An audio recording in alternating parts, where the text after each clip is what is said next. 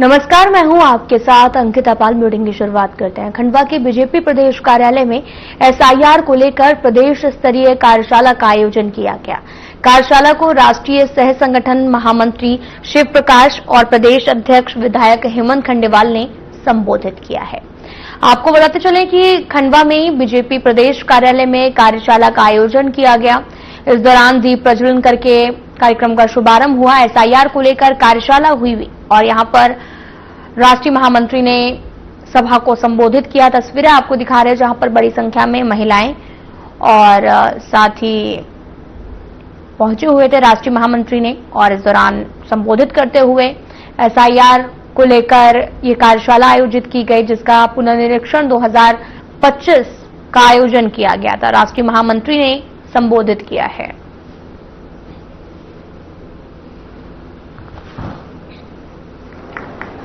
12 राज्यों में एसआईआर अभियान शुरू किया गया है। ये 12 राज्यों की आबादी देश की आधी आबादी है, 51 करोड़ मतदाता है। और इसको लेके प्रदेश कार्यालय में एक कार्यशाला रखी थी। हमारे राष्ट्रीय सह संगठन मंत्री शिव प्रकाश जी आए थे। इसमें जैसा चुनाव आयोग ने हमसे अपेक्षा की है कि BLA 1 की नियुक्ति प्रदेश अध्यक्ष करे। 230 विधानसभाओं में वो सारी नियुक्ति हमारे द्वारा की जा रही है। देखिए, कांग्रेस बीच में वोटर लिस्ट को लेकर बात करती है। जब वोटर लिस्ट की गहनता से जांच हो रही है और वोटर लिस्ट पे चुनाव आयोग हर तरह से परीक्षण कर रहा है, तो चुनाव आयोग को इसका स्वागत करना चाहिए। अब उनका नेटवर्क नीचे कमजोर है, वो BLA 2 की घोषणा नहीं कर पा रहा है, उनको लोग नहीं मिल रहा है, तो इसमें हमारा क्या लेना देना। कांग्रेस अपनी चिंता खुद करे कि उनके पास कार्यकर्ता होने चाहिए और वे भी सहयोग करें। ठीक चुनाव के पहले अगर एसआईआर होती या कुछ होती तो आरोप लगाना का कोई मतलब होता। आज तो चुनाव को 2-2.5 साल है और सभी को आपत्ति लेने का, सभी को अपनी बात रखने का मौका है और एक पारदर्शी तरह से काम हो रहा है। मैं समझता हूँ कांग्रेस ने तो इसका स्वागत करना चाहिए। नमस्कार दर्शकों, आप देख रहे हैं साधना न्यूज। मैं हूं आपके साथ सानी सहारने। दर्शकों, इस वक्त हम खड़े हैं प्रदेश कार्यालय भाजपा के और आज का दिन बहुत ही खास है क्योंकि आज 4 नवंबर को भारतीय जनता पार्टी एसआईआर के लिए विशेष रूप से प्रदेश राज्य स्तरीय कार्यशाला करने जा रही है। इस वक्त कार्यशाला चालू है, हमें इंतजार है। आज हेमंत खंडेलवाल जी जैसे ही बाहर आएंगे हम उनसे जानकारी लेंगे कि कार्यशाला में उन्होंने क्या कुछ कहा। ये कार्यशाला एसआईआर को लेकर है क्योंकि आने वाले चुनाव उसकी तैयारियां भारतीय जनता पार्टी ने पहले से ही शुरू कर दी हैं।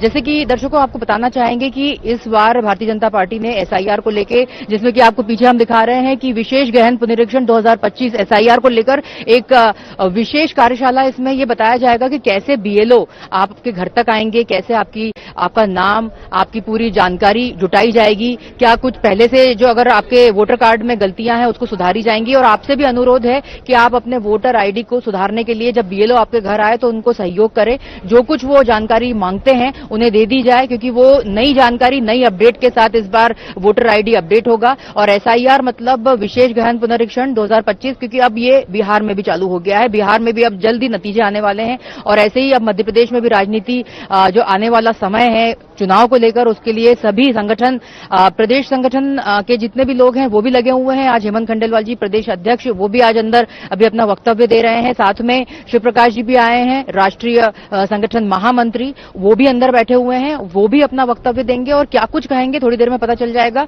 पर आपसे यही कहना चाहेंगे कि ये जो राज्य स्तरीय कार्यशाला है बहुत ही महत्वपूर्ण है और इसको लेकर आज एसआईआर को लेकर बहुत कुछ नई जानकारियां इस कार्यशाला के बाद हमें पता चलेंगी। तो कुछ ही देर बाद ये अपडेट आपके सामने प्रस्तुत करेंगे। दर्शकों, हमारे साथ इस वक्त एक महत्वपूर्ण हस्ती, प्रदेश अध्यक्ष महिला मोर्चा माया नारोलिया जी उपस्थित हैं। आइए उनसे बात करते हैं। माया जी, बहुत बहुत स्वागत है हमारे चैनल पर आपका। जैसे कि महिला मोर्चा के लिए आप एक आइकॉन है, आप एक चेहरा हैं और अभी जो एसआईआर को लेकर अंदर कार्यशाला चल रही है उसको लेकर क्या कहेंगे? भारतीय जनता पार्टी के संगठन में एक सतत प्रक्रिया है। कोई भी देशव्यापी कार्यक्रम आता है तो भारतीय जनता पार्टी अपने कार्यकर्ताओं के साथ बैठकर उस कार्यक्रम को अंजाम देती है। आज पूरे देश के अंदर मतदाता पुनरीक्षण का जो कार्यक्रम चल रहा है, निश्चित रूप से हम सब लोगों के लिए वो बहुत अनमोल कार्यक्रम है और वो सारी चीजें हमारे BLO, जो सरकारी BLO हैं, उनके साथ हमारे भारतीय जनता पार्टी के जो BLO और संयोजक रहेंगे वो भी घर घर जाएंगे और घर घर जाकर मतदाता को जो आवश्यक चीजें हैं, जो आवश्यक दस्तावेज है, वो लेकर एक मतदाता का नाम एक ही वोटर लिस्ट में रहे। बहुत बहुत धन्यवाद माया जी। ये थी हमारे साथ माया नारोले जी, जो कि एक महिला सशक्तिकरण का एक सशक्त चेहरा है। मध्य प्रदेश की महिलाओं की बात प्रखरता से, प्रमुखता से उठाती आई हैं और महिलाओं के लिए हमेशा उनके साथ, उनके सुख दुख में साथ खड़ी रहती हैं। हर्ष शर्मा के साथ सनिसा की रिपोर्ट। DDWS भारत सरकार की तरफ से सरपंच संवाद मोबाइल एप्लीकेशन तैयार किया गया है।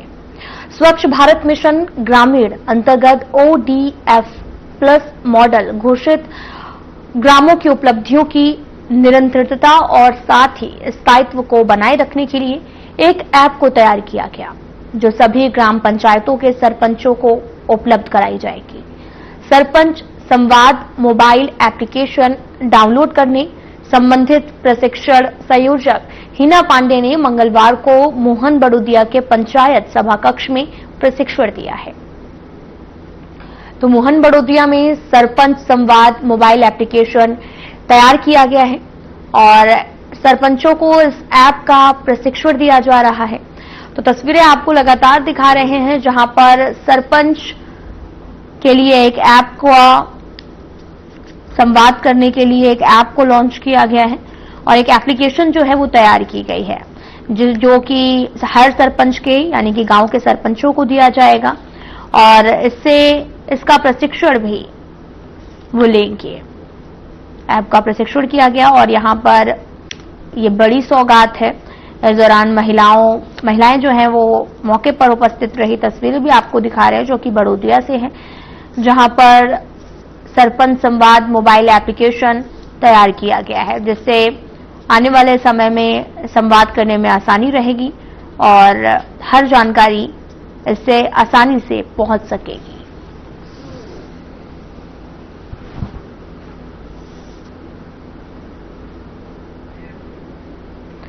तो आपको बताते चलें कि सरपंचों को ऐप का प्रशिक्षण दिया गया है। इस दौरान आपको बताते चलें कि संवाद मोबाइल एप्लीकेशन शिक्षण किया जाता है। हाँ, इसमें एक बगिया माँ के नाम से जैसे मैंने बताया है, तो इसमें आपसी समन्वय करके सभी कार्य हो सकते हैं। इसमें सौंपा और कहा कि मछुआरा में ग्रामीणों के साथ में धोखाधड़ी चल रही है।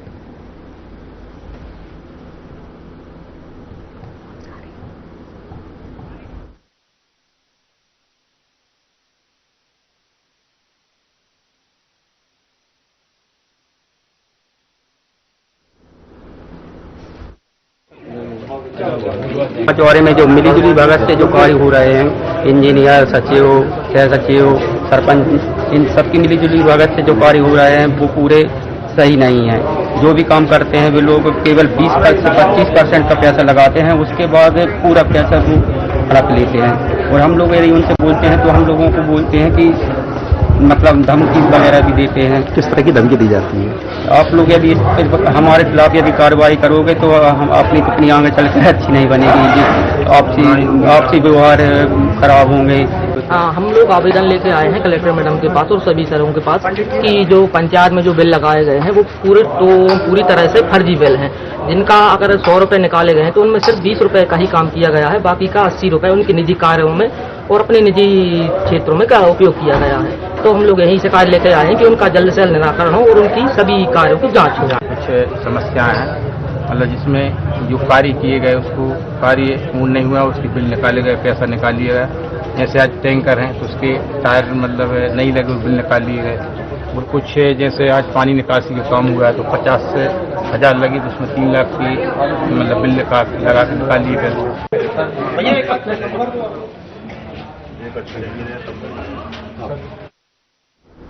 इंदौर नगर निगम मुख्यालय पर आयोजित जनसुनवाई में बड़ी संख्या में लोग अपनी शिकायतों के साथ पहुंचे।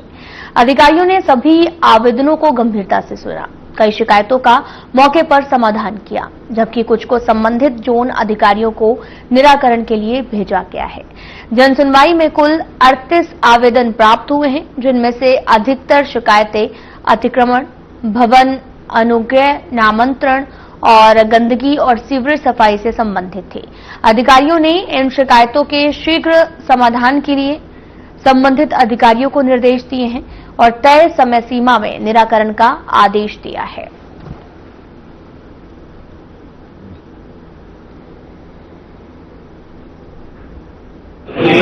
आज की जनसुनवाई में 38 एप्लीकेशंस प्राप्त हुई हैं, जो नामांतरण, कुछ रेवेन्यू केसेस, भवन अनुज्ञा अतिक्रमण, कुछ हाट ठेले से संबंधित, कुछ 1-2 सर्विस मैटर्स हैं। तो संबंधित डीओस को या संबंधित एचओडी को बता दिया है, या कुछ इस तरह की शिकायतें जो जोन लेवल से निराकृत होंगी तो उनको जेडोस को इंटीमेट कर दिया है।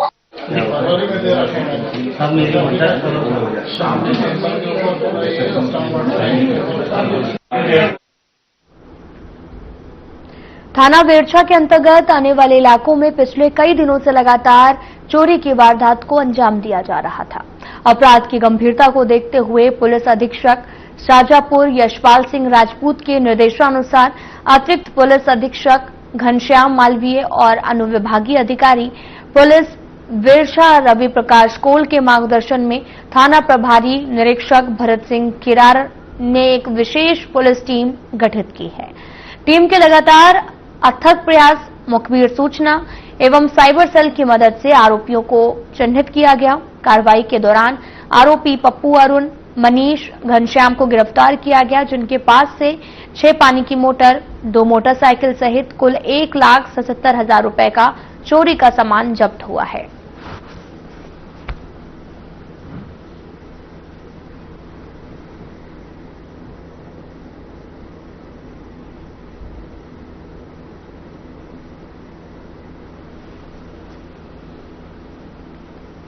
इंदौर की कनाडिया थाना पुलिस ने ऐसे 2 स्टूडेंट्स को गिरफ्तार किया है जो पढ़ाई के साथ साथ चेन स्नैचिंग की वारदात भी करते थे। पूछताछ में दोनों ने बताया कि वे महंगे शौक और लग्जरी लाइफ जीने के लिए चेन स्नैचिंग कर रहे थे। घटनाओं की जांच के लिए सीसीटीवी फुटेज को खंगाला गया। 2 संदिग्ध युवक पुलिस को दिखाई दिया। पुलिस ने घेराबंदी कर दोनों को पकड़कर पूछताछ की है। पूछताछ में दोनों आरोपियों ने बताया कि वे बीए सेकेंड ईयर के छात्र हैं, चेन स्नैचिंग की वारदात को अंजाम दे रहे थे। पुलिस ने 5 लाख रुपए से ज्यादा की चेन और दूसरा सामान बरामद किया है।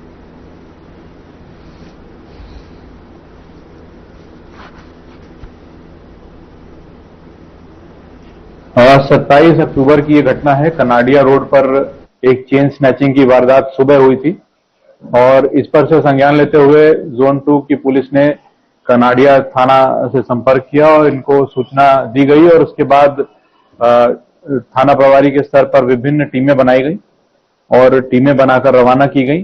तत्पश्चात इसमें 2 आरोपियों को पुलिस ने राउंड अप करने में सफलता प्राप्त की है और दोनों आरोपियों से कुल 3 मामलों का खुलासा हुआ है, जिसमें एफआईआर दर्ज है और इस तरह से कुल 5 लाख रुपए का मशरूका इसमें जब्त हुआ है। आरोपियों से और भी पूछताछ की जा रही है। माननीय न्यायालय पेश करके इनका रिमांड भी लिया गया है।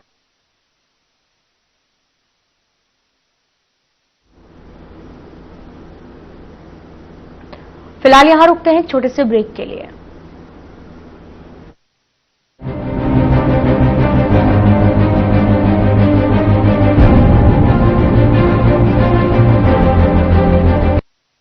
कुछ लोग खाते पीते तो बहुत बढ़िया हैं, पर फिर भी उनकी सेहत नहीं बनती। पिचके हुए गाल हैं, हड्डियां निकली हुई हैं, पैंटें ढीली हैं, कपड़े जचते नहीं, कोई पर्सनैलिटी नहीं। ऐसे लगता है इधर से खाए जा रहे हैं, उधर से निकले जा रहा है, क्योंकि उनका पाचन तंत्र खराब है। और जब तक के पाचन तंत्र दुरुस्त नहीं होगा, वो जितना मर्जी अच्छे से अच्छा खा ले, उनकी सेहत नहीं बन सकती। इसलिए हमारी संस्था सन्यासी आयुर्वेदा ने एक ऐसी दवा का निर्माण किया है जो कि आपके लिवर को, आपके पाचन तंत्र को दुरुस्त करने का काम करती है, ताकि आप जो भी खाएं उसका पूरे का पूरा निचोड़ आपके शरीर को लगे, आपकी भूख बढ़े, खाया पिया सही से लगे, नया खून बने, हड्डियों में जान आए, वजन बढ़े और आप मोटे तगड़े खूबसूरत पर्सनैलिटी के मालिक बन जाएं। सिर्फ 655 रुपए की पूरे 1 महीने की दवा होती है और आप इसे घर बैठे 01145454545 पर फोन करके दवा मंगवा सकते हैं। चुलबुलापन जिसकी हर बात में खुल जाए, मेरी जैसी मेरी अपनी पताका। पताका चाय, गजब का स्वाद।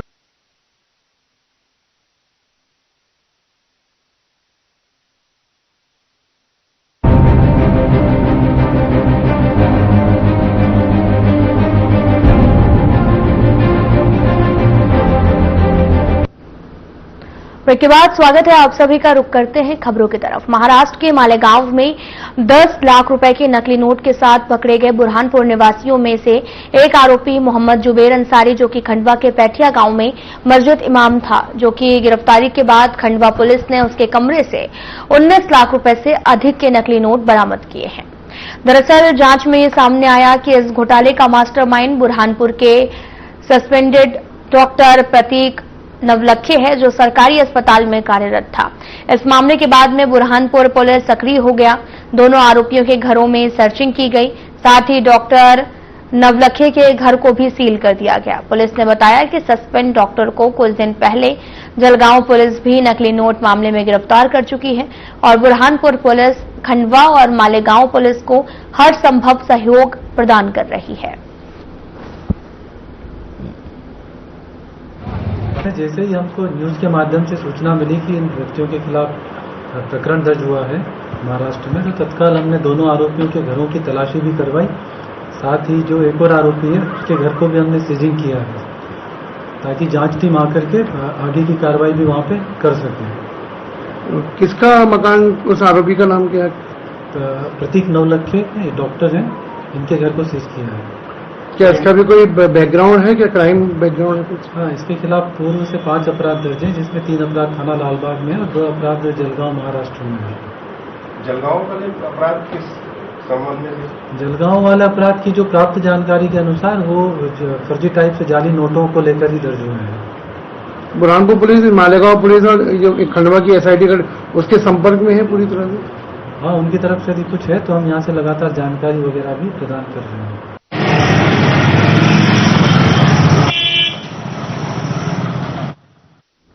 इंदौर के प्रसिद्ध 56 दुकान बाजार में एक तेज रफ्तार कार ने सड़क पार कर रहे दंपत्ति को टक्कर मार दी, जिससे दोनों गंभीर रूप से घायल हो गए। स्थानीय लोगों के अनुसार कार चालक बेकाबू तरीके से वाहन चला रहा था, जिसकी वजह से यह हादसा हुआ।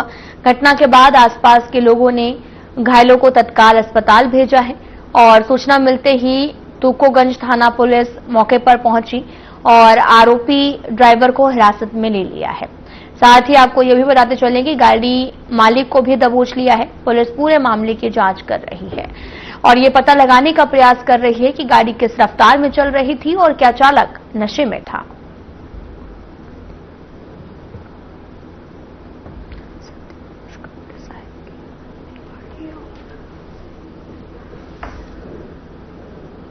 सत्य पुरुष कबीर साहिब की अमृतमयी वाणी और सत्य भक्ति के प्रचार प्रसार हेतु KDV मिशन के तत्वाधान में ग्राम परसवाहा आमाटोला में सतनाम धुन का भव्य आयोजन किया गया। कार्यक्रम की शुरुआत कबीर भवन आमाटोला में गुरु महिमा पाठ से हुई है, जिसके पश्चात भव्य रैली निकाली गई।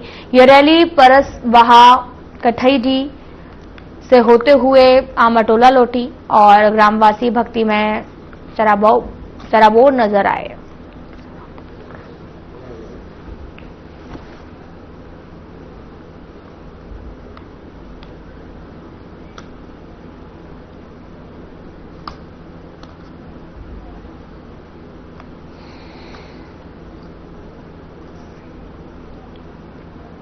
बुरहानपुर की वॉलीबॉल टीम का अंतर्राष्ट्रीय स्तर के मैच के लिए चयन हुआ, जो नेपाल में 22 से 26 नवंबर तक आयोजित होगा। टीम की सदस्य ज्योति दशोरी ने बताया कि पहले राष्ट्रीय स्तर की प्रतियोगिता में युवतियों ने पहला स्थान, युवाओं ने दूसरा स्थान प्राप्त किया, जिसके आधार पर दोनों टीमों का अंतर्राष्ट्रीय स्तर के लिए चयन हुआ है और ये बुरहानपुर जिले के लिए गर्व की बात है। जिले के युवा भारत का प्रतिनिधित्व करेंगे। वॉलीबॉल मैच की टीम जिला कलेक्टर हर्ष सिंह से मिलने पहुंची।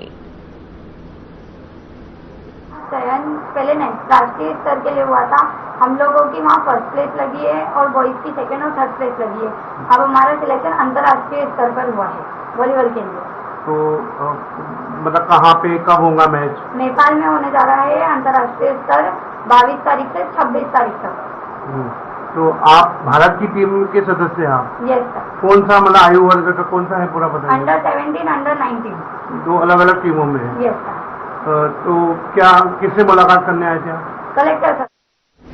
बुरहानपुर में सोमवार को करीब 2:30 बजे हुई बेमौसम तेज बारिश करीब 1 घंटे तक चली। इस बारिश से किसानों के फसलों को भी बड़ा नुकसान हुआ। अन्नदाता किसानों की फसल पर प्राकृतिक आपदा से किसान काफी ज्यादा परेशान है और केली को उचित दाम नहीं होने से किसान परेशान है। उसी के साथ मजदूरों को काम नहीं होने से मजदूरों का जीवन यापन करने में काफी ज्यादा संकट आ रहा। किसानों की फसलों के भाव नहीं मिल पा रहे। मजदूरों को इस साल दिवाली भी फीकी रही। लोकल व्यापारियों का व्यापार भी नहीं के बराबर रहा और अब बेमौसम बारिश से किसानों की कपास, सोयाबीन के साथ अन्य फसलों को भी काफी नुकसान पहुंचा है।